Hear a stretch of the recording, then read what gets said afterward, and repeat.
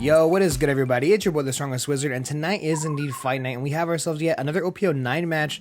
This is Jerry on the left-hand side, rocking out that blue Doffy, as well as Kyle Vo on the right with, of course, that Shanks. Now, funny enough, these are both project players from SoCal, so you love to see it. And we see the turn 1 building snake coming from Shanks, and now turn 1 from Jerry, we're going to go ahead and see the Sengoku, looking at the top 5 for a 7 Warlords, of course, and we always have quite a few options like we always do. One of them looks like being a Weevil, as well as a Law is what it looks like. But funny enough, in this matchup, I do think Doffy is still the victor of this matchup. But what is quite nice about this matchup, though, is Shanks' leader ability. Being able to give something minus 1k so that we take off a little bit of the steam coming from Doffy, which is, of course, the strongest point of the deck. Quick shout out to today's sponsor, which is DXN Outpost, DXN Provisions, the only place where I get all my singles as well as sealed product for the One Piece card game. So if you're interested in some One Piece TCG, check out the link below.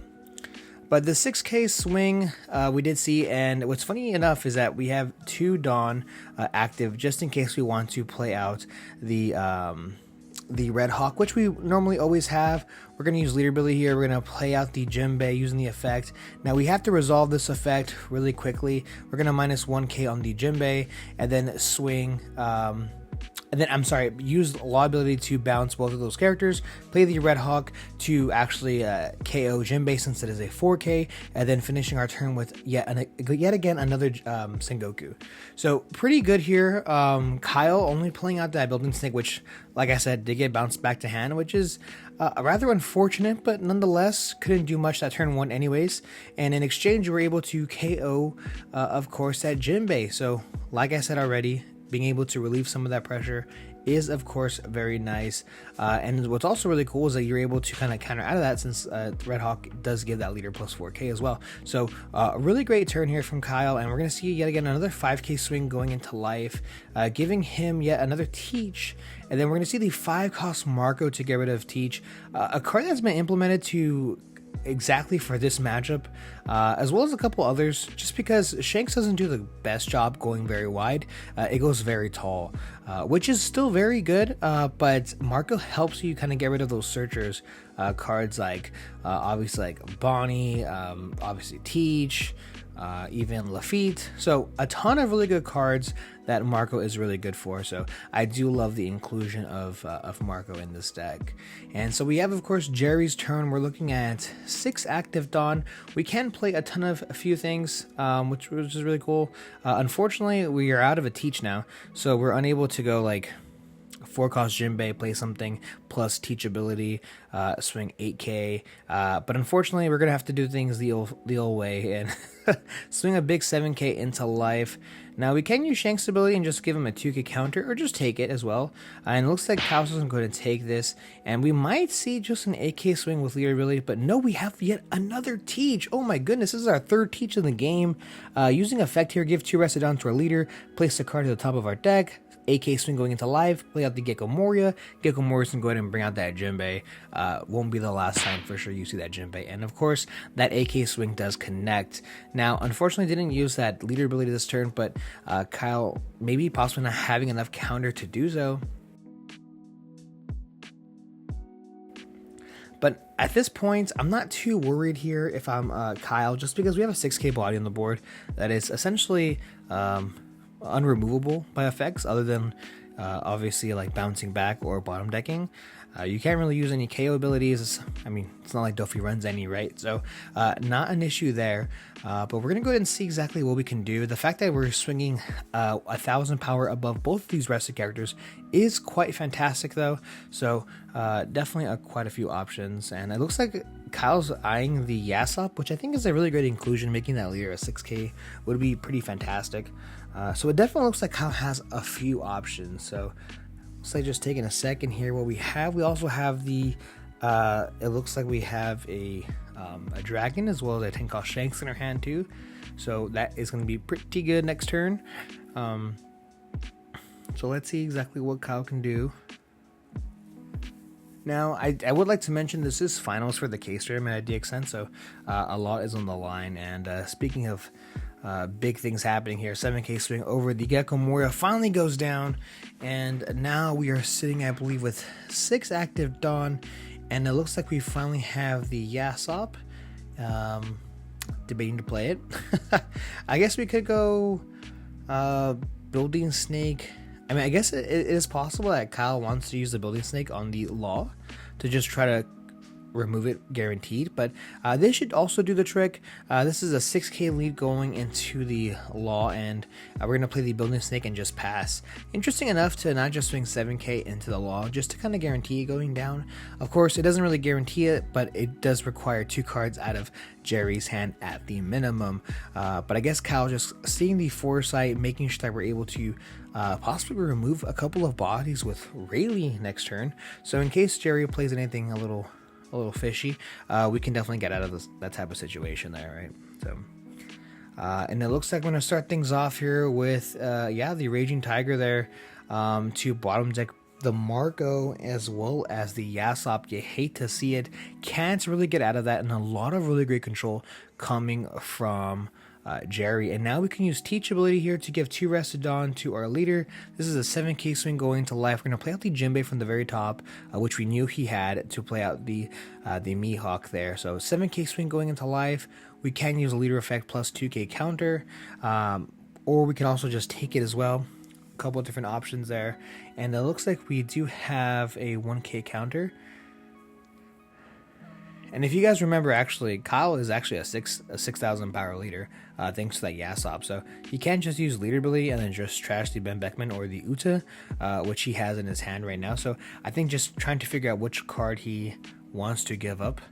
We also have the Lime Juice as well, and the Rayleigh. So a couple different options, and it looks like we're committing to the Ben Beckman, and yeah, we're gonna go ahead and pass. So we are back to being a 5k base leader, no board, but we do see the dragon coming down. We're gonna go ahead and tap bait, give 2 Rested Dawn to most likely our leader, and swing 7k into the Jinbei. Jinbei goes down, and with 1 active Dawn, we might play out that Uta, but we're gonna start things off with a 9k swing going into life, which does connect, and then playing out the 1-cost Uta, search the top 5 for a red hair pirates card. And we have a couple options, one of them being the Lime Juice, which was the card that we grabbed from the top 5. And now with 10 active Dawn, Jerry is back on the offensive. Now, I don't think there's any world where we actually go for Dragon. If we have Red Rock, I would honestly probably save it, just because most likely we're going to see a 10-cost Shanks or another possibly big character coming down. But we're going to start things off with a little bit of Cycle, actually. 6k swing with that Mihawk going into life. We're going to be able to draw 2, trash 2, pitching 2 Peronas, as well as giving him the 2k counter Lime Juice. So no leader ability there, just the 2k counter. And like I said, I don't think we ever go and swing actually into Dragon. And we don't have, honestly, that much offensive characters on the board. Now, Sengoku can attack, but most likely won't. I imagine we're going to play out another Jinbei, swing with the Law, swing with the leader, use, of course, Teachability in that transaction as well. So we're going to see exactly what Jerry can do.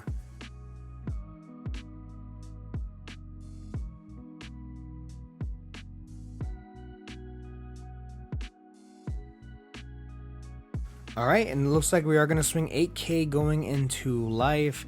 Even if we use leader ability, that's a 2k, 1k nonetheless. But we are going to go ahead and just take it.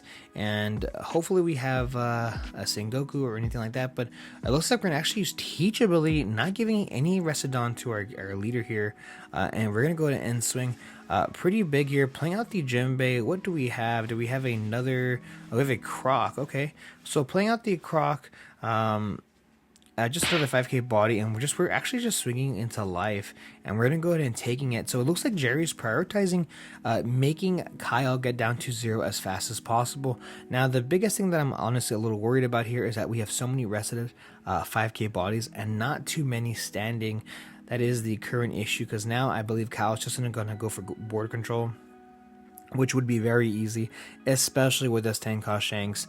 Now, this is literally a 2k swing over a 0 power character there, so that's quite unfortunate. 5k swing over 4 does go down, and this is a possibly a 9k swing going over the 4k power Jinbei, and the 10 cost Shanks is the absolute equalizer essentially in any matchup.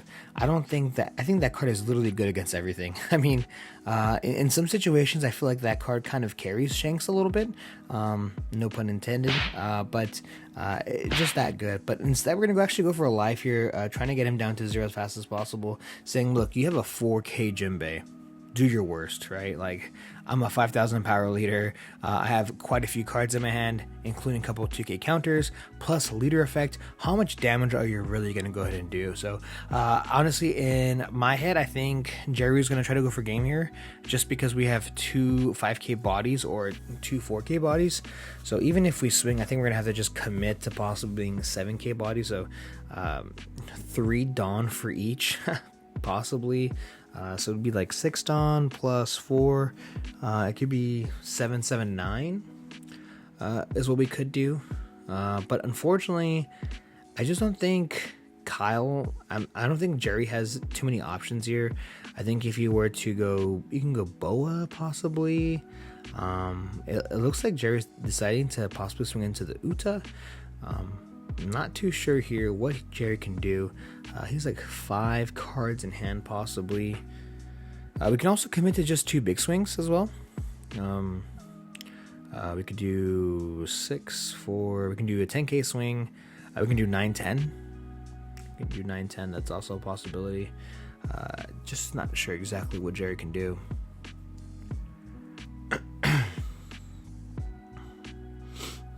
Alright, well, it looks like we're going to start things off here with a 7k swing.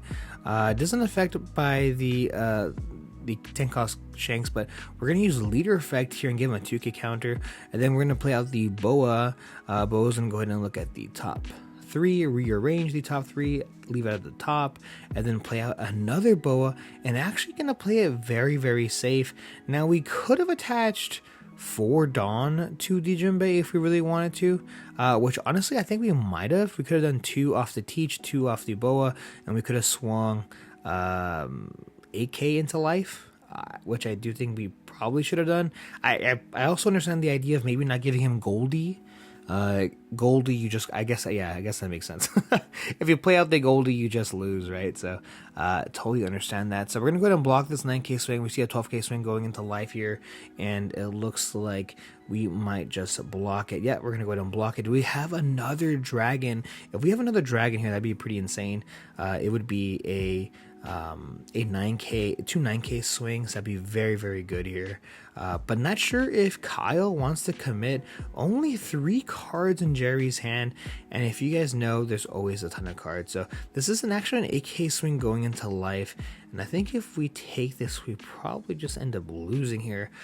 We could swing 9k with Uta if we really wanted to. That's a very big possibility, and now we're just banking on the fact that does Jerry have 2 2ks. I'd be very interested to know. So it's still an 8k swing, just changing out the Dawn a little bit. And so Jerry just taking a second exactly what he wants to do. Could have 3 1ks as well, and there's no way we swing with the Uta, right? No, okay, just playing out the Rayleigh to kind of play it just a little bit safe. We're gonna go ahead and draw 2, trash 1, and I think Jared just folds here, just knowing you have too much counter. The 10 cost Shanks, there's just no way I can win. Plus, the Red Hawk, there's no way. So, Kyle Vo taking this one. Thank you guys so much for checking out this channel. This video, I really do appreciate it, and stay tuned because I have a ton of new OP09 content coming out soon. See ya.